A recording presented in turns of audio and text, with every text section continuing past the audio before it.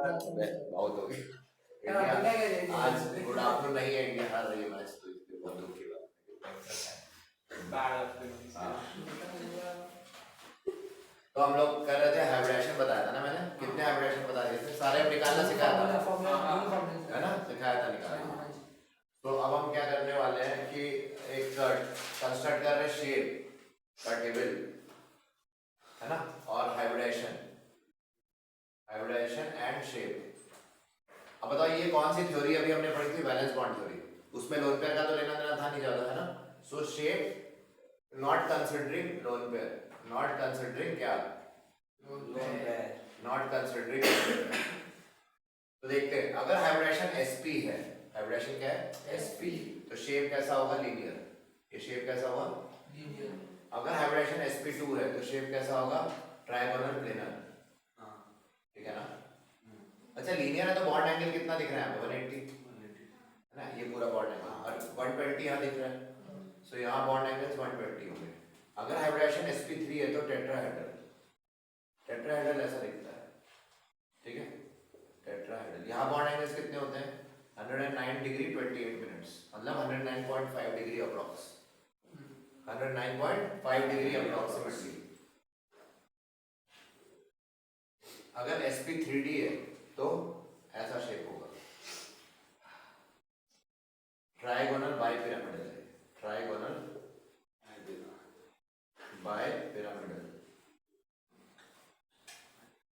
इसका क्या मतलब है, देखो ट्राइगोनल बाइपिरामिडल शेप को मैं यहाँ बना रहा हूँ अलग से, ये देखो ये 3 है एक प्लेन में, है ना, ये देखो ये टेबल है, मान लो टेबल के क्वाड्रेंट्स पे एटम यहाँ पड़ा है, यहाँ पड़ा है, यहाँ पड़ा है ना, और यहाँ एक एटम है, सही है, और एक ऊपर एटम है और एक इसके नीचे एटम है, समझ लो ट्रायंगल बाइपिरामिडल क्या हुआ, असली में ये ऐसा है, मतलब ये एटम्स एक ही प्लेन में है, तो इनके बीच बॉन्ड एंगल कितना होगा जो एक ही प्लेन में, 120, और ऊपर वाले के साथ ये 90 डिग्री में तीनों है ना, तो यहाँ दो टाइप के बॉन्ड एंगल्स हो रहे हैं, 120 और 90 डिग्री, तो यहाँ 120 degree in the plane and 90 degree above and below the plane. तो यहाँ पे क्या होगा, ये बॉन्ड लेंस को क्या बोलते हैं, ये वाले बॉन्ड्स को, ये इस बॉन्ड को, या जो इसके नीचे ये वाला बॉन्ड है ना, इनको बोलते हैं एक्सियल बॉन्ड्स। कौन से बॉन्ड्स, अरे कौन से बॉन्ड, एक्सियल बॉन्ड। किन बॉन्ड्स को बोलते हैं एक्सियल, जो ऊपर या नीचे वाले है ना, ये वाले। और जो इस प्लेन में ये 3 बॉन्ड है कि नहीं, इनको बोलते हैं इक्वेटोरियल बॉन्ड, ई लिख रहा हूं, ई मतलब equatorial bond, equatorial bond, equatorial bonds. ठीक है, क्लियर हो गया।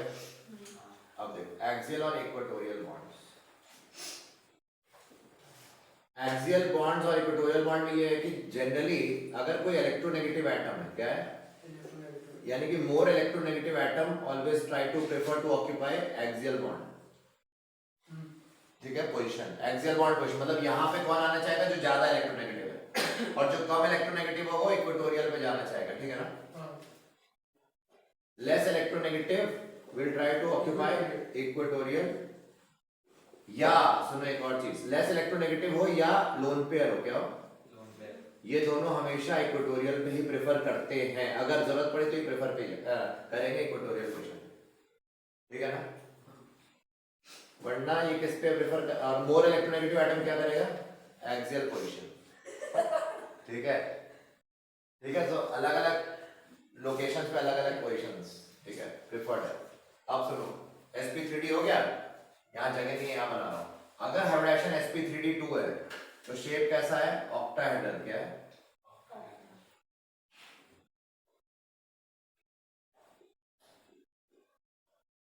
ऑक्टाहेड्रल, है ना। ऑक्टाहेड्रल असली में कैसा दिखता है, ये देखो 4 है, ये एक ही प्लेन में है ना, ये क्या है बोलो, एक ही प्लेन में है ना, यहाँ एटम ये सब एक ही टेबल के क्वाड्रेंट्स पे, और एक एटम यहाँ है, और एक एटम ऊपर और एक नीचे है ना, ये ऑक्टाहेड्रल हो गया।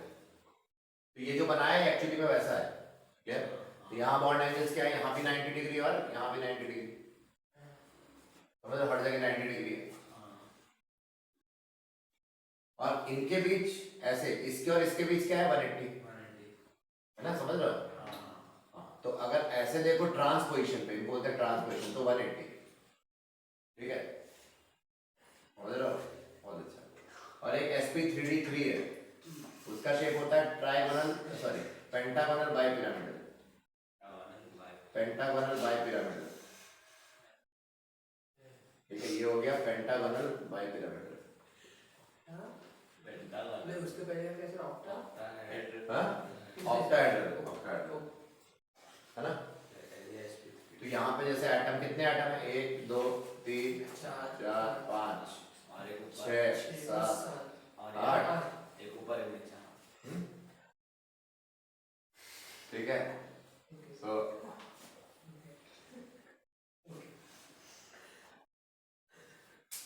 मतलब ये एक प्लेन में ये वाले और ये नीचे और ऊपर है ना।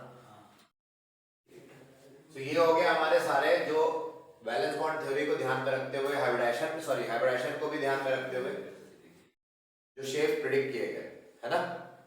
बट क्या यहाँ पे कहीं भी लोन पेयर का कंसिडरेशन किया गया? नहीं। तो अब जो है ये थ्योरी थोड़ी सी फेल हो गई फिर वैलेंस बॉन्ड थ्योरी। बाद में क्या हुआ बताओ तो। लर्निंग है वो तो मैंने बताया 100 से 10 और। हां 60 वोल्ट में 60 से 0 है ना विकेट। बस खत्म है, मैं बोल चुका हूं खत्म। 6 ओवर में 60 चाहिए, 10 60 वोल्ट में 60 चाहिए, 60 में 60 चाहिए अपर में तो खत्म। ठीक है, नो डाउट है ना। बैलेंस बॉन्ड थ्योरी भी समझ में आ गई।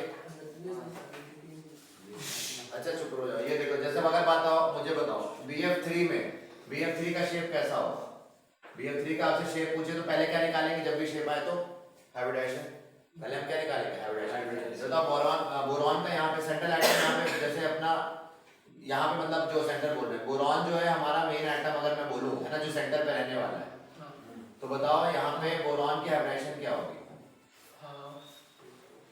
निकालो। हाफ x कैसे निकालते थे? हाफ sp2 सर sp2 होगा। हाँ, sp2 क्या होगा? बोरॉन में 5 होते हैं वैलेंस इलेक्ट्रॉन, मोनोवैलेंट एटम 3 है, 4 0 है, तो ये 4 आ गया, 4 मतलब sp3 है ना। और sp3 है तो कौन सा शेप होगा इसका? देखो इधर, ये होगा sp3 या sp2? sp2 है, तो ये 3 कैसे आया हमारा? बोरॉन में 3 होते हैं, सॉरी 3 होते हैं, 5 नहीं है ना, 6 है ना, sp2 आया, तो sp2 होगा, ये नहीं तो sp3। इधर देखो sp2 हुआ। अब sp2 को क्या होना चाहिए आइडियली? तो आप बोरॉन को बीच में बनाओ, f ऐसे लगा दो, f ऐसे लगा दो, और देखो वही शेप आ गया, ट्रायंगल बन। तो सब सबके स्ट्रक्चर ऐसे लर्न हो जाएंगे ना इजीली फिर। तो ये आराम से देखें, तो ये टेबल याद होनी चाहिए। टेबल याद होगी तो सारे स्ट्रक्चर तुम्हारे बन जाएंगे, विदाउट लोन पेयर वाले सारे बन जाएंगे। अभी वेस्पर थ्योरी आएगी जब मैं लोन पेयर इंट्रोड्यूस करूंगा, तब उस पे एक और टेबल बनेगा, इसका एक्सटेंडेड वर्जन बनेगा और बड़ा टेबल बनेगा। ठीक है, ये अभी इंट्रोडक्शन कर रहे हैं टेबल से कि आपको पता चले। जैसे आप मुझे बताओ इसका शेप बताओ, PCl 3F2 का शेप बताना है आपको। PCl 3F2 आप बताओ।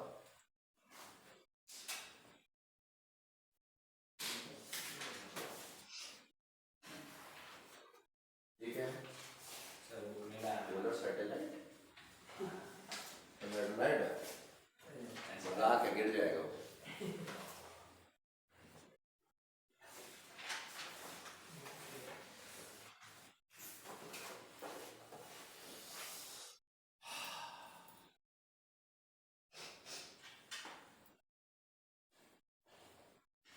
तुमको आ रहा समझ में?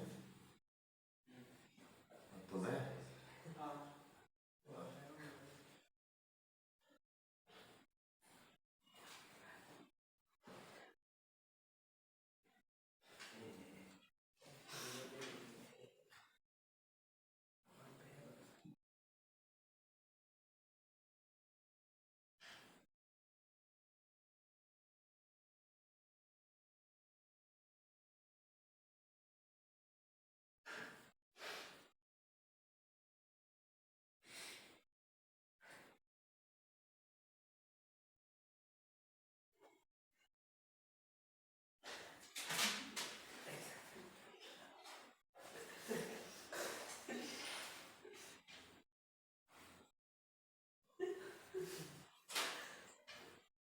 ठीक है। तो this is about the basics. अब हम करेंगे नई थ्योरी है ना, बताने आ रहा है। ये इस थ्योरी के लिए पहले ये तो बताओ, बताने क्या जा रहा है? फास्फोरस यहाँ पे है, इसकी एब्रेशन कैसे निकाली तुमने? x5 plus 3 plus 2 minus 0 plus 0 आया ना, क्योंकि 3 और ये 2 दो मोनोवैलेंट एटम्स है ना, मतलब यहाँ टोटल 5 मोनोवैलेंट एटम्स है, तो कितना आ गया 10 5 आ गया। 5 मतलब sp3d होना चाहिए। sp3d का शेप ऐसा होता है कि नहीं बताओ? हाँ देखो sp3d का शेप कैसा है, ट्रायगोनल बाइपिरामिडल। अब सुनो, अब यहाँ पे ध्यान से सुनना, बताओ कौन ज्यादा सेंट्रल एटम तो फास्फोरस होगा है ना।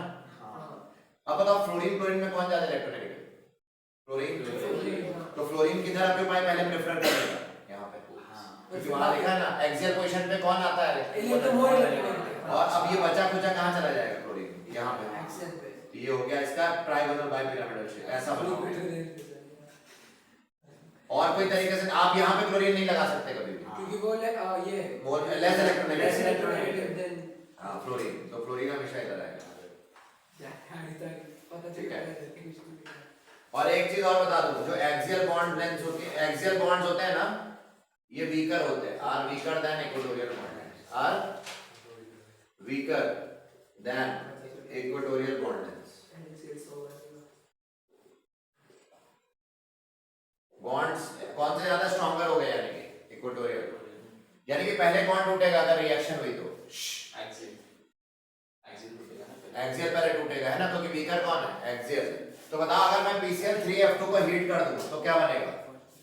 मैंने PCl3F2 को हीट किया, बताओ कौन सा बॉन्ड पहले टूटा? फ्लोरीन वाला। एक्सियल तो ये है ना, ये एक्सियल है, तो एक्सियल बॉन्ड टूट गए पहले, तो कौन सी गैस रिलीज होगी? फ्लोरीन, है ना।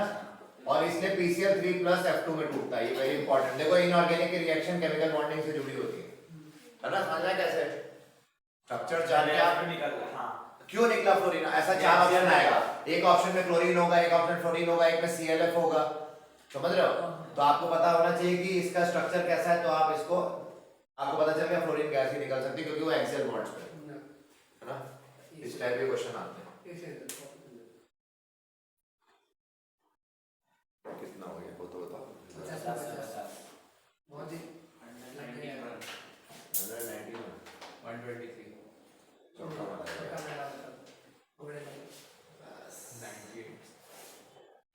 ये तो कुछ जो बंद करना है सच में बंद किया 46 तो एक दूसरा मिनट। हाँ थैंक यू हम लोग देख रहे हैं 77 लिखना है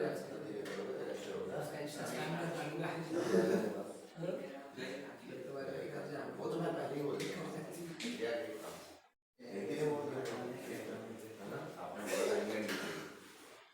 बोला था नाम ही कहता 5 दे ना वही जीतेगी, तो मैंने बाद में मतलब सर जो बोलेंगे वही तो मैं नहीं गया, आपने पहले से बोला था ना। वो तो मैंने सुबह आके बोला था, अंदर एंट्री मारते ही आगे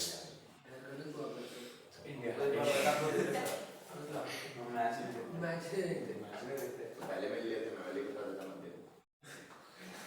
बहुत टेक लगे लेकिन मैं चाहता हूँ ऐसे किसी मेरी प्रेडिक्शन फेल हो जाए, मैं तुम्हारे साथ, क्योंकि इंडिया जीतेगी तो मजा आएगा ना। हाँ सर आज अगर आपका प्रेडिक्शन रॉन्ग हो गया ना, आपको बड़ी पार्टी आज, मतलब मैं तो उल्टा ही बोल रहा हूँ। ऐसे कर सीधा स्टारबक्स सालों बड़ी पार्टी होती है। आपको किधर से सर? मैरियट वो बड़ा होता है, मैरियट तो बड़ा ही तो होता किधर है। सर अभी आपको किधर जाना है? मुझे मेरे लायक का कोई होटल ही नहीं, इतना एक्सपेंसिव कोई मानेंगे। अरे ठीक है सर, हमारे लिए तो मैरियट से एक्सपेंसिव।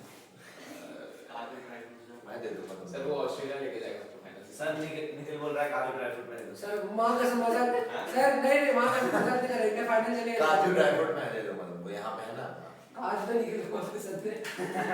पेरी पेरी वाला बनाना चिप्स आता है ना, वो दे दो। चलेगा चलो।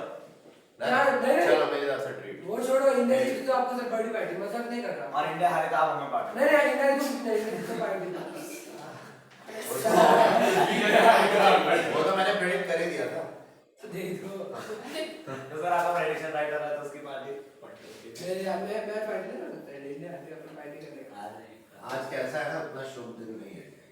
45 में 40 वाह 49 में 40 अभी तो सर डॉट बीट कर लेंगे बस। अभी तो है ना 18 नेक्स्ट मंथ 31st, डेढ़ महीने कितना हो गया, सवा महीने कितना हो गया, ये बताओ। आज क्या डेट है? 10th। हाँ ये मतलब 15 दिसंबर के बाद से अच्छा समय होगा है अच्छा समय। 15 जनवरी तो कुछ नहीं क्या भाई, एक और नेक्स्ट डे मतलब जो तुम चाहोगे वो होगा। अच्छा सवाल ये तो चाहेगा अगर फ्री फाइनल में जो तो चाहेगा अरे हमारे तो अच्छा नहीं चल रहा चलेगा अब नई थ्योरी पढ़ेंगे, valence shell electron pair repulsion theory, है ना। ये भी कोवेलेंट बॉन्ड के लिए ये वेस्पर थ्योरी शॉर्ट में बोलते हैं। जैसे उस थ्योरी को क्या बोलते थे, वीबीटी, बैलेंस बॉन्ड। अब हमारी जो थ्योरी है वेस्पर थ्योरी है, ये भी कोवेलेंट बॉन्ड से लेना देना है। तो ये थ्योरी के पोस्टुलेट्स क्या है वो देख लेते हैं पहले। तो ये थ्योरी क्या कहती है, let us see. So according to this theory, the geometry of a molecule or ion depends on the number of electron pair in a valence shell. ये देखो, जो ज्योमेट्री होती है ना, सुनो इधर, ये थ्योरी के हिसाब से ज्योमेट्री यानी कि शेप जो भी हमारा है, वो किस पे डिपेंड करती है, depends on loan pair repulsion, है ना। एटम के अंदर क्या हो रहा होगा, मॉलिक्यूल के अंदर 3 टाइप के रिपल्शन हो सकते हैं, क्या बोला, 3 types of repulsion can occur in a molecule, हमेशा नहीं but some many times, lone pair repulsion या lone pair bond pair repulsion, है ना, या फिर क्या bond pair repulsion, bond pair repulsion, BP मतलब बॉन्ड पेयर। स्ट्रॉन्गेस्ट रिपल्शन कौन सा होता है, बिटवीन 2 लोन पेयर्स। मान लो x y और y ऐसे है, तो यहाँ लोन पेयर है कि नहीं बताओ, 2। अरे इधर देखो, ये तो खराब हो जाएगा तुम्हारा कॉन्सेप्ट, पूरा बिगड़ जाएगा, और ये नहीं आया तो तुम्हारे आगे का पूरा केमिकल वो ऑर्गेनिक बिगड़ जाएगी, इसलिए वो बाद में देखो मैं बोल रहा हूँ। लोन पेयर का रिपल्शन क्या होगा, मैक्सिमम। तो ये लोन पेयर भी रिपेल कर रहा है, और लोन पेयर ये जो लोन पेयर ये बॉन्ड पेयर को भी रिपेल कर रहे हैं आपस में, और यहाँ जो बॉन्ड पेयर वो भी आपस में एक दूसरे को रिपेल कर रहे हैं। समझ रहे, 3 टाइप के रिपल्शन एग्जिस्ट करते हैं किसी भी मॉलिक्यूल में, हर एक में नहीं, जिसमें लोन पेयर होंगे तो ऑब्वियसली लोन पेयर। अब एक ही लोन पेयर होगा थोड़ी ना लोन पेयर रिपल्शन होगा, 2 लोन पेयर तो चाहिए ना लोन पेयर रिपल्शन। तो इस तरह से हमारे ये थ्योरी कहती है कि भाई, और जो शेप आएगा वो इक्विलिब्रियम शेप होगा। वो कैसा शेप होगा, इक्विलिब्रियम शेप। मतलब इक्विलिब्रियम शेप का क्या मतलब होगा कि मिनिमम रिपल्शन वाला, ऐसे बॉन्ड इस तरह से शेप आएगा कि उसमें मिनिमम रिपल्शन हो, समझ रहे हो।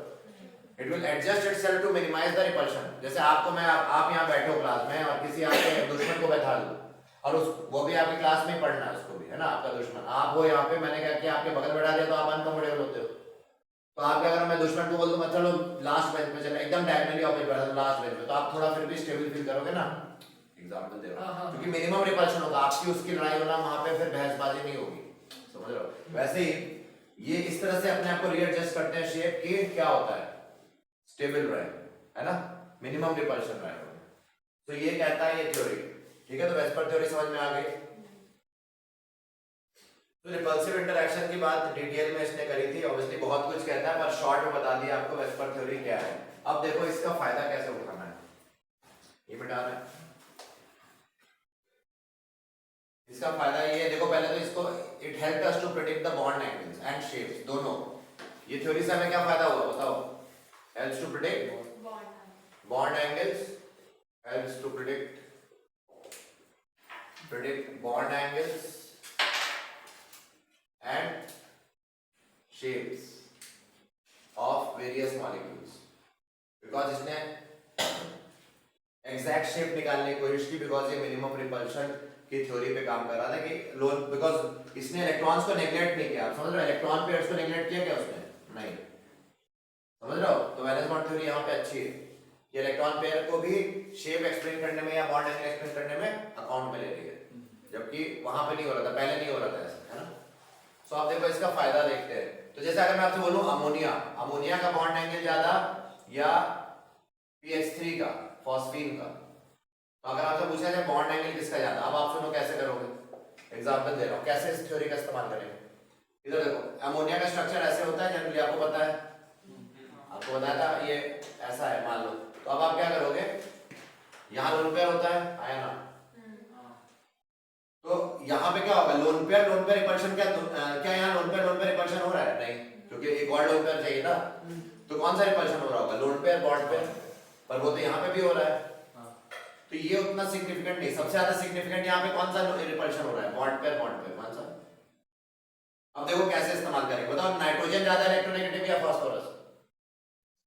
अब पे नाइट्रोजन ना ऊपर अबव द ग्रुप वो है ना पीरियोडिक में ऊपर है क्या यार क्या कर रहे हो? तो नाइट्रोजन ज्यादा इलेक्ट्रोनेगेटिव तो नाइट्रोजन अपने पास इलेक्ट्रॉन ज्यादा रखेगा ना पास में, बॉन्ड पेयर को पास बुला लेगा कि नहीं, और फास्फोरस उतना पास नहीं बुला पाएगा है ना। तो बताओ ज्यादा रिपल्शन किस में होगा, जब बॉन्ड पेयर्स क्या हो जाएंगे पास, पास आने से क्या होगा यहाँ पे आसपास डेंसिटी बहुत बढ़ गई ना, तो यहाँ रिपल्शन ज्यादा होगा ना, तो बॉन्ड एंगल बढ़ जाएगा कि नहीं। सो अमोनिया में बॉन्ड एंगल ज्यादा हो जाता है, यानी कि अगर सेंट्रल एटम ज्यादा इलेक्ट्रोनेगेटिव है दोनों में और सेम एटम साइड में लगे और सेंट्रल एटम ज्यादा इलेक्ट्रोनेगेटिव है, तो ये चांस कह सकते हैं जनरली, हमेशा नहीं जनरली, हाँ जनरली बॉन्ड एंगल ज्यादा ही होगा उसका, समझ रहे हो। So electronegativity of central atom increases, bond pair repulsion increases, है ना, and therefore bond angle also increases because of this, ठीक है। ये तो हो रहा है यहाँ पे, नाइट्रोजन इलेक्ट्रोनेगेटिव होने की वजह से, और ये उतना रिपल यहाँ पे भी होगा पर उतना नहीं हो पाएगा ना, यहाँ थोड़ा सा रिपल्शन होगा, थोड़ा सा बॉन्ड एंगल बढ़ेगा, समझ रहे हो मैं क्या कह रहा हूँ। सो ये फंडा है इस वेस्पर थ्योरी का। अभी और भी क्वेश्चंस होंगे बट अभी जस्ट ब्रीफ किया कि इसका फायदा क्या होने वाला है इस थ्योरी से, आप बॉन्ड एंगल प्रेडिक्ट कर सकते हो, क्लियर हुआ। प्रेडिक्ट मतलब कि किसका ज्यादा होगा ये प्रेडिक्ट कर सकते हो।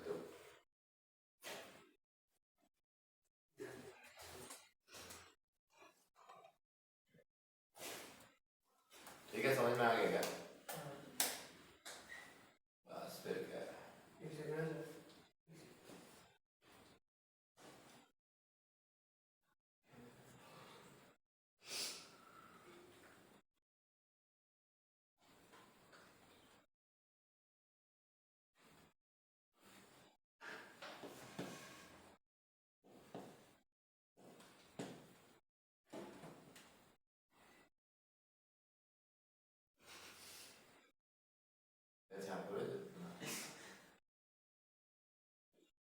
ठीक है, ये हो गया अपना।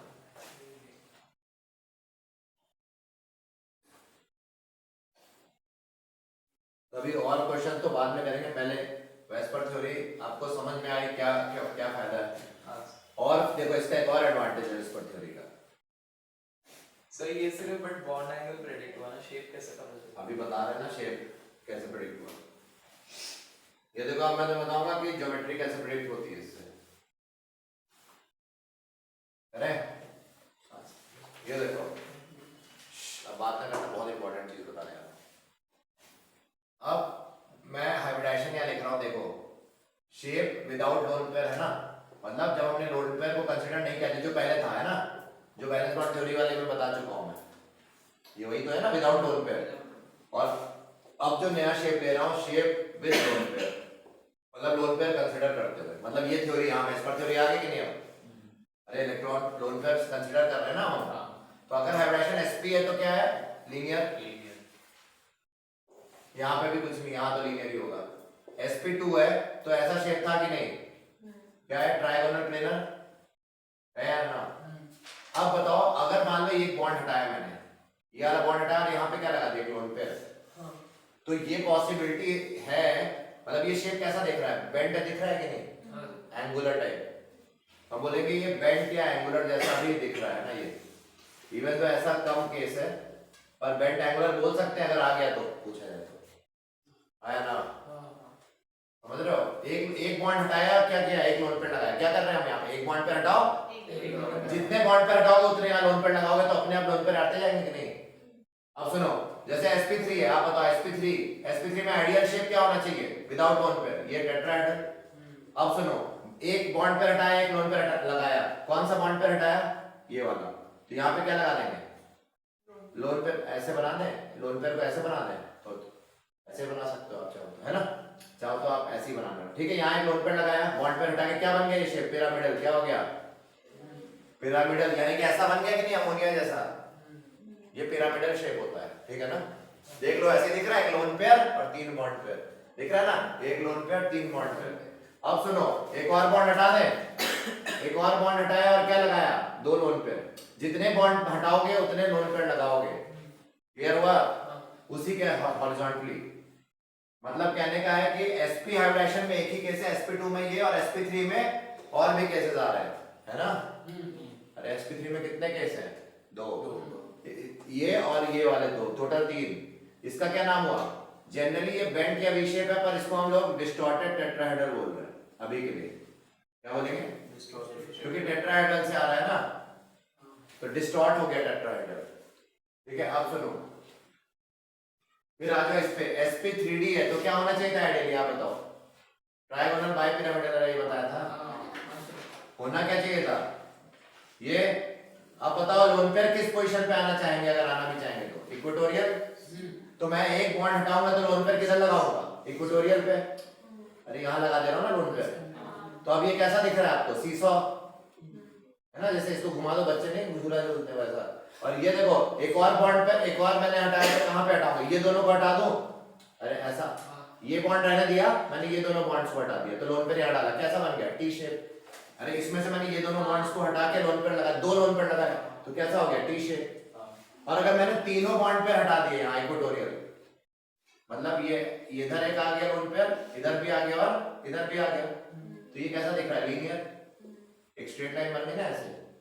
तो तीन बॉन्ड पेयर के साथ कैसा शेप हो गया? लीनियर। मतलब तीन लोन पेयर के साथ, समझ लो लोन पेयर वहीं पे क्यों डाले हमने। हमने बताया था पहले रूल कि इक्वेटोरियल पे ही लोन पेयर आ सकते हैं, है ना, एक्सियल पे नहीं आते हैं। फिर sp3d के बाद क्या है? मतलब sp3d में ये सारे शेप पॉसिबल है। sp3d2 में कौन सा शेप पॉसिबल था? पहले कौन सा था? ऑक्टाहेड्रल, है ना। अब सुनो, ऑक्टाहेड्रल से एक बॉन्ड हटाओ, एक लोन पेयर डालो, बताओ ऐसा दिखेगा?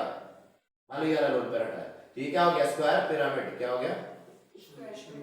Square pyramidal. और अगर मैंने दोनों लोन पेयर हटा दिए यहाँ से तो स्क्वायर प्लेनर हो गया। ये शेप को क्या बोलते हैं? स्क्वायर प्लेनर, याद रखना। दो लोन पेयर लगाए, एक लोन पेयर, मतलब हम क्या कर रहे हैं समझ में आया फंडा? एक बॉन्ड पेयर हटा रहे हैं, एक लोन पेयर लगा रहे हैं, सिंपल। जितने बॉन्ड पेयर हटा रहे हैं उतने लोन पेयर लगा रहे हैं, शेप बदलता जा रहा है ना। और लास्ट sp3d3 मैंने ये बताया था पेंटागोनल बाइपिरामिडल। मैं ऐसे बना देता हूँ पेंटागोनल को। पेंटागोनल बाइपिरामिडल बनाने के लिए ना आप क्या करो,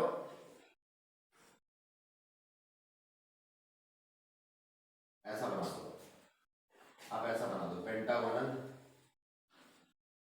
बाइपिरामिडल। अरे ये पेंटागन है ना, जोड़ सकते हो, और ये दो ऐसे हैं, ठीक है, ये पेंटागन है ना,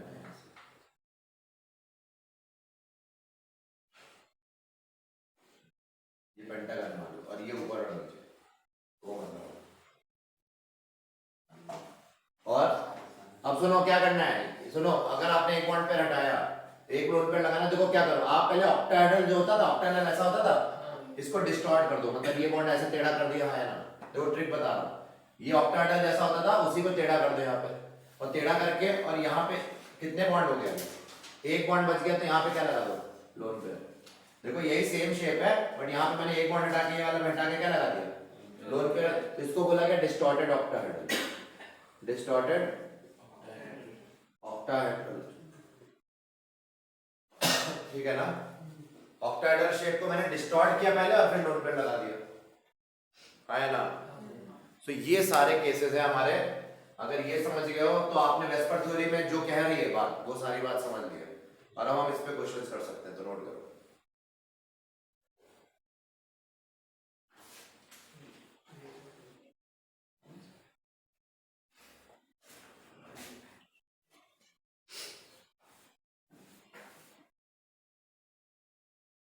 क्वेश्चन आया था बॉन्ड एंगल का, मेरे बॉन्ड एंगल लिखा था ना आपके स्कूल में, आता है।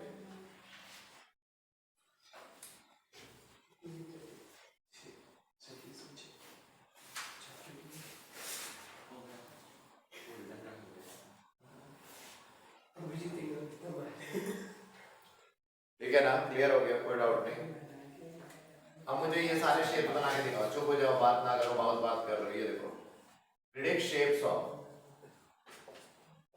अबे चुप हो जाओ भाई, ये देखो ना, वाटर, तीसरा PCl3, SF4, HgO3, HgF2, HgF4, HgF6,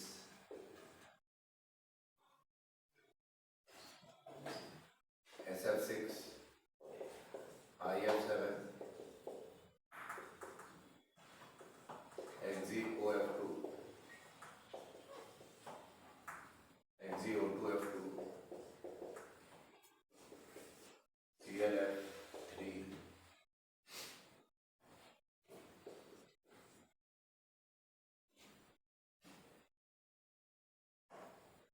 I3 minus. अगर ये कर लिया तो इनमें से ही कुछ आता है। ज्यादातर देखा गया इनमें से बहुत कुछ आपको अपेयर हो जाएगा, तो ये करो।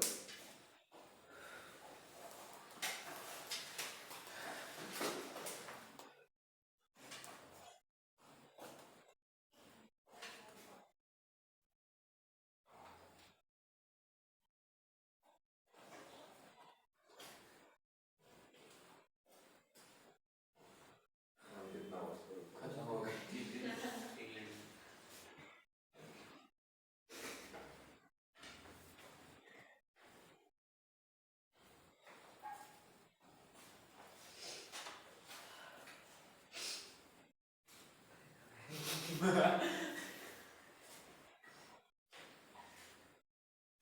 आपको समझा गया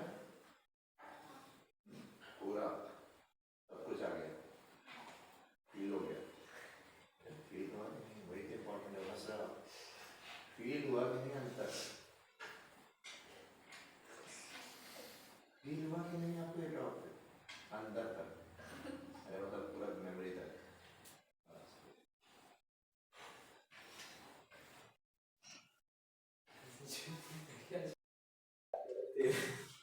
ट्वेल्थ ये डाल लो PCl3F2, ये तो बता ही चुका था PCl3F2 12 है वो। और यहाँ पे तुम्हारा, यहाँ पे भी लोन पेयर ऐसा बना लो, थोड़ा अच्छा लगता है, एलियन फैमिली टाइप।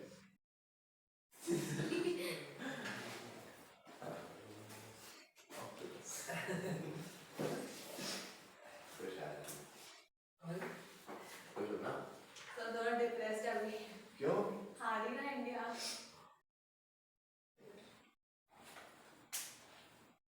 आप खुश हो गए? नहीं।